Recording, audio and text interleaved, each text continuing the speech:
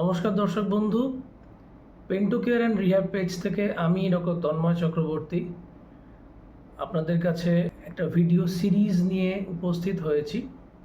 এই series of ভিডিওসের মধ্যে দিয়ে আমরা বডিলি বিভিন্ন যে জয়েন্টগুলো আমাদের অ্যাফেক্টেড হয়, সেটা নি জয়েন্ট থেকে শুরু করে, স্পাইন থেকে শুরু করে, হিপ থেকে শুরু করে, হাতের যে জয়েন্টগুলো, শোল্ডার বা এলবো, সমস্ত জয়েন্টগুলোর উপরে আমরা একটা অ্যাওয়ারনেসমূলক প্রোগ্রাম স্টার্ট করতে চলেছি।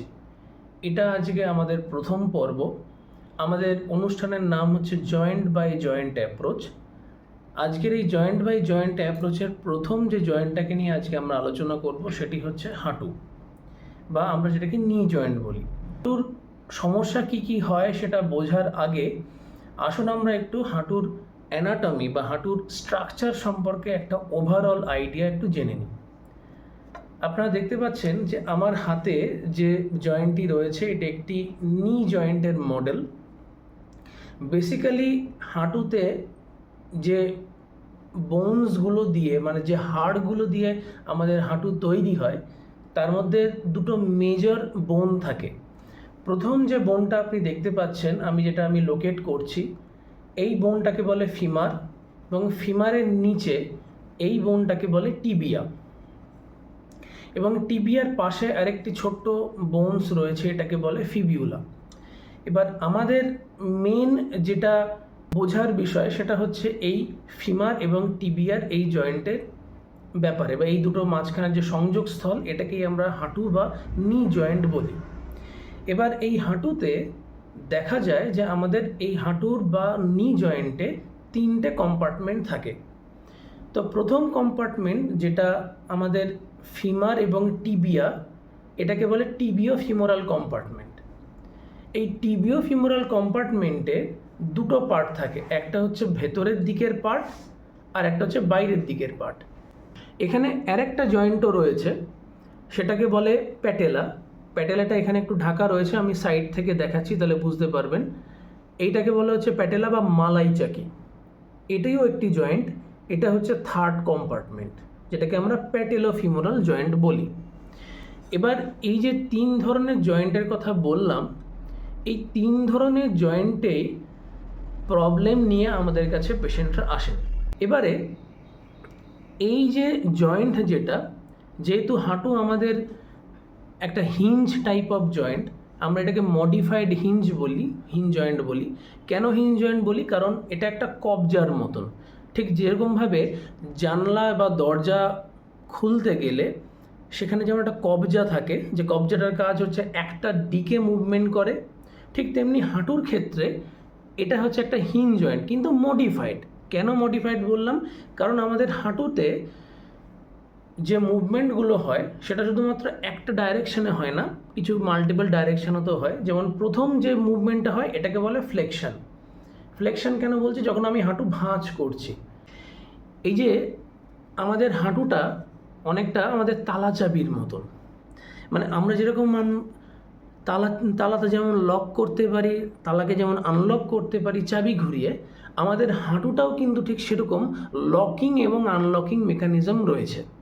এবার এই যে লকিং এবং আনলকিং মেকানিজম যেটা আমাদের হাঁটুতে থাকে, সেটা আমাদের এই ফ্লেকশন এবং এক্সটেনশন, মানে যখন হাঁটু ভাঁজ হচ্ছে বা সোজা হচ্ছে তার মধ্যেই হয়। যখন আমি পুরোপুরি স্ট্রেট হয়ে দাঁড়িয়ে আছি তখন কিন্তু আমাদের ফিমার পুরোপুরি সোজা রয়েছে এই টিবিয়ার উপরে, কিন্তু শুধু কি সোজা আছে তা কিন্তু নয়, ফিমারটা একটু ভেতরের দিকে ঘোরানো থাকে। আমি দেখাই একটু কাছ থেকে, তাহলে ব্যাপারটা বুঝতে পারবেন। একটু ভেতরের দিকে ঘোরানো থাকে। এই যে ঘোরানোটা, এটা একটা অটোমেটিক মুভমেন্ট, এটাকে লকিং মেকানিজম বলে। যখন আমরা আবার হাঁটু ভাঁজ করি তখন এটা নিটা নিজে থেকেই আবার আনলক হয়। যদিও এই আনলকিং মেকানিজমের জন্য আমাদের একটা ছোট্ট মাসেল আমাদের কাজ করে, সেটা পরে আসবো।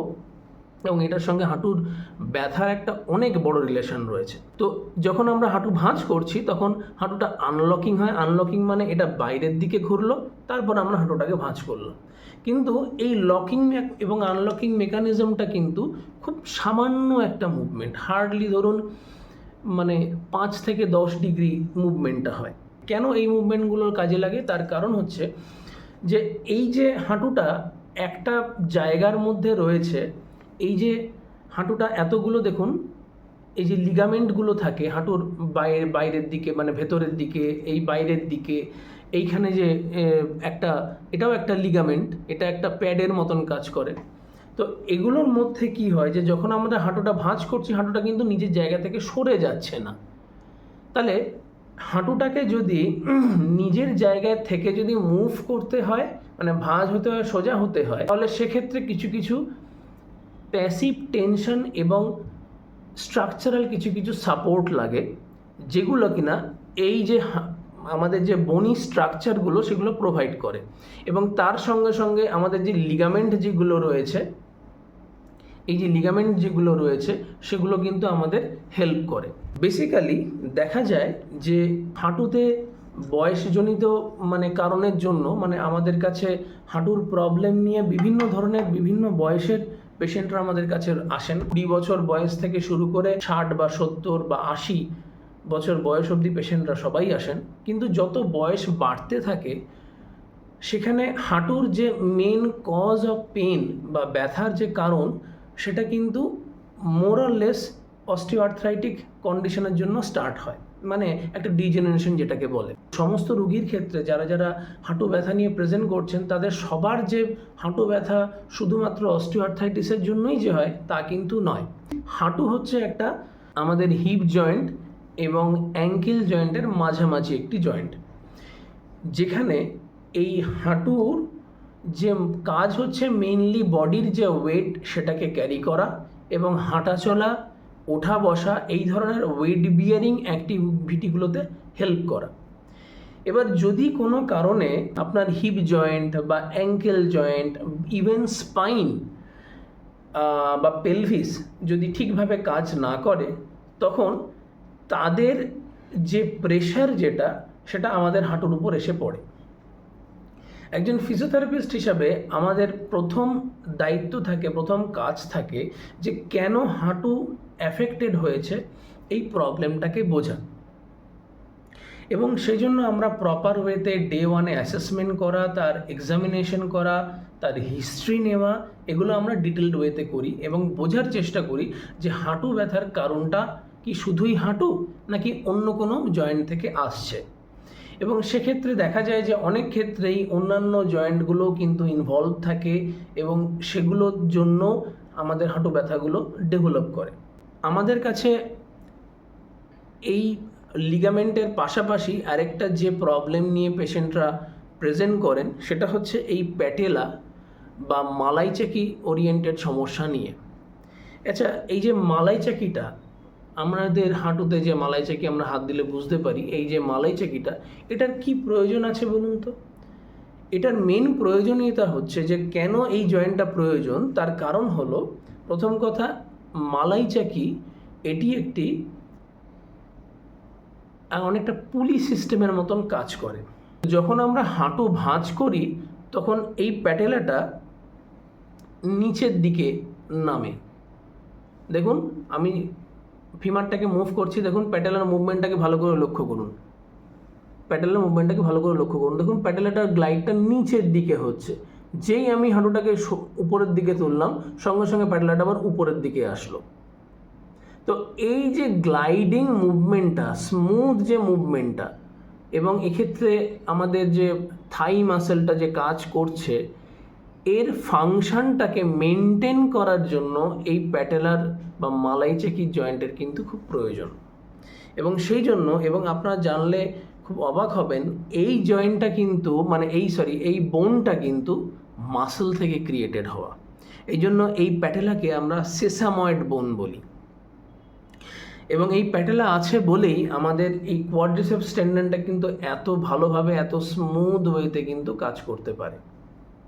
না হলে যদি এই প্যাটেলার যদি না থাকতো, তাহলে কিন্তু আমাদের হাঁটু সোজা করতে এবং ভাঁজ করতে, বিশেষত সোজা করতে, আমাদের কিন্তু প্রচুর পরিশ্রম করতে হতো এবং কোয়াড্রিসেপসকে থাই মাসেলকে এক্সট্রা লোডেড অ্যাক্টিভিটি করতে হতো। এবং এই কারণে যাদের প্যাটেলার ফ্র্যাকচার হয় বা যেখানে প্যাটেলেক্টমি করতে হয়, প্যাটেলারকে কেটে বাদ দিতে হয়, সেই সমস্ত কন্ডিশনে কিন্তু কোয়াড্রিসেপস টেন্ডনের মানে কোয়াড্রিসেপস মাসেলের জোর বাড়ানোর জন্য আমাদেরকে প্রচুর খাটতে হয়, প্রচুর রিগোরাস এক্সারসাইজ করতে হয়, মানে কিছু হাই গ্রেডেড সেখানে এক্সারসাইজ এখানে করাতে হয়, যাতে করে এই হাঁটু ভাঁজ এবং সোজা করা এই মুভমেন্টটা যাতে খুব ইজিলি মেনটেন থাকে। তো আশা করি আপনারা মোটামুটি বুঝতে পারলেন যে গ্রস ওয়েতে মানে হাঁটুর যে স্ট্রাকচারগুলো মেইনলি থাকে, আরও অনেকগুলো মাসেল থাকে, যেমন এটা যেমন সামনের দিকে কোয়াড্রিসেপস মাসেল থাকে, পেছনের দিকে থাকে আমাদের হ্যামস্ট্রিং মাসেল যেটা হাঁটু ভাঁজ করতে, সোজা করতে বা ওঠা, মানে আমরা বসে আছি বসা থেকে দাঁড়াতে হেল্প করে, এবং এই নিচে থাকে কাফ মাসেল যেটাকে আমরা সেকেন্ড হার্ট বলি।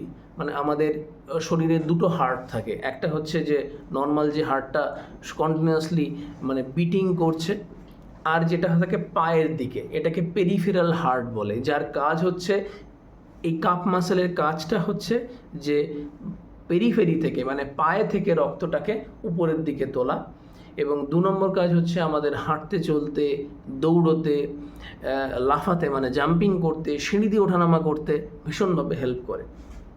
তো আমাদের হাঁটুর চারধারে এরকম কোয়াড্রিসেপস, হ্যামস্ট্রিং, কাপ মাসেল, এরকম বিভিন্ন ধরনের মাসেলগুলো থাকে, যেগুলো আমাদের কিন্তু এই হাঁটু ভাঁজ করতে, সোজা করতে, হাঁটুর বিভিন্ন ধরনের মুভমেন্ট যেগুলো যেটাকে আমরা ওপেন কাইনেটিক চেন বলি, ক্লোজ কাইনেটিক চেন বলি আমাদের ভাষায়, সেই ধরনের অ্যাক্টিভিটিগুলোতে কিন্তু হেল্প করে। এবারে যখনই এই হাঁটুতে কোনো প্রবলেম হয়, আমি বিশেষত বয়স্কদের কথা বলছি, যেখানে অস্টিওআর্থ্রাইটিস একটা খুব কমনেস্ট একটা প্রেজেন্টেশন, এবং সেখানে কিন্তু দেখা গেছে যে এই হাঁটুর জয়েন্ট যখন অ্যাফেক্টেড হয়, এই যে সারফেসগুলো খুব স্মুথনিং এখানে আপনি দেখতে পাচ্ছেন, কিন্তু যদি ক্ষয়ে যাওয়া কোনো হাঁটুকে আপনি যদি দেখেন, এই সারফেসগুলো স্মুথনিংগুলো কিন্তু থাকে না, এগুলো খুব এবড়ো খেবড়ো এবং ফেটে যাওয়া এই ব্যাপারগুলো থাকে। যদিও এটার উপরে আরেকটা স্ট্রাকচার থাকে, এটাকে কার্টিলেজ বলে বা তরুণাস্থি বলে, সেটা অনেক বেশি করে ক্ষয়ে যায়। তো বেসিক্যালি বলতে গেলে হাঁটুর ক্ষেত্রে এই যে জয়েন্টটা এবং এই যে জয়েন্টটা, এই 3টে জয়েন্টেই কিন্তু আর্থ্রাইটিস অ্যাফেক্ট করতে পারে। নর্মালি দেখা যায় যে আমাদের হাঁটুর যে আর্থ্রাইটিক চেঞ্জেস যখন হয়, তখন বেসিক্যালি প্রথম স্টার্ট হয় কিন্তু এই প্যাটেলা থেকে, এবং প্যাটেলার এই যে ভেতরের দিকের যে সারফেস, যেটাতে আমি ডিনোট করছি, আমি দেখাচ্ছি, এই সারফেসগুলো সব থেকে বেশি ক্ষয়ে যাওয়া শুরু করে, এবং তারপর আস্তে আস্তে এই টিবিও ফিমোরাল কম্পার্টমেন্ট বা হাঁটুর যে জয়েন্ট অ্যাফেক্ট করতে থাকে। এবং সেখানে আপনার অনেকেই জানেন এখন যে অস্টিওআর্থ্রাইটিসে কী ধরনের সিমটমস মেনলি ডেভেলপ করে, সেটা হচ্ছে যে হাঁটতে চলতে গেলে মানে অসুবিধে হওয়া, ব্যথা হওয়া, ওঠা বসা থেকে, কোনো জায়গায় বসে আছেন, নিচে বসে আছেন, সেখান থেকে দাঁড়াতে গেলে, বা চেয়ারে আছে বা নিচু কোনো টুল, সেখান থেকে দাঁড়াতে গেলে বা বসতে গেলে সেখানে পেন হওয়া, সিঁড়ি দিয়ে উঠতে গেলে পেন হওয়া, এবং হাঁটুতে সাউন্ড হওয়া, অনেক সময় কট কট কট কট করে কিছু সাউন্ড হয়, যেগুলোকে আমরা ডাক্তারি ভাষায় ক্রিপিটাস বলি, সেই প্রবলেমসগুলো কিন্তু আমরা এখানে দেখে থাকি।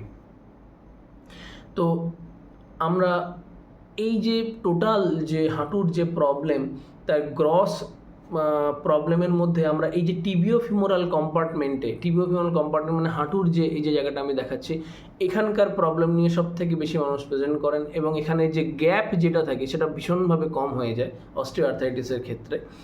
এবং কি এক্সারসাইজ করলে আপনি এখান থেকে বেটারমেন্টের দিকে যেতে পারবেন এবং বেটার রেজাল্ট আপনি পাবেন, সেটা আমরা নেক্সট ভিডিওতে অবশ্যই আলোচনা করব। এবং যদি কোনো পয়েন্ট মানে আমি স্কিপ করে গিয়ে থাকি, কাইন্ডলি আপনারা যদি চান আমাকে কমেন্ট বক্সে একটু জানাবেন, যদি আপনার কোনো স্পেসিফিক কোয়েরি থাকে। আমরা নেক্সট এপিসোডে এটার প্রতিকার এবং এর যে রিলেটেড এক্সারসাইজগুলো নিয়ে কথা বলবো। ধন্যবাদ।